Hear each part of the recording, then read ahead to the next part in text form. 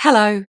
In this tutorial, I will briefly explain the different ways you can model mixed mode ventilation in Design Builder, show you how to set up a mixed mode ventilation simulation, and review some of the key simulation results. You can model three types of mixed mode system in Design Builder.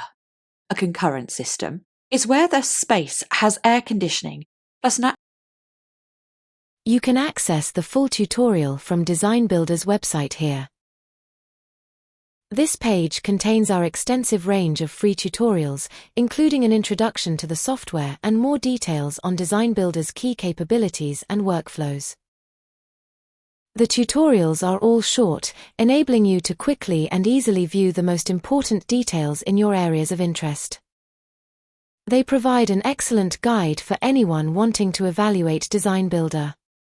A direct link to this specific tutorial is included in the video description.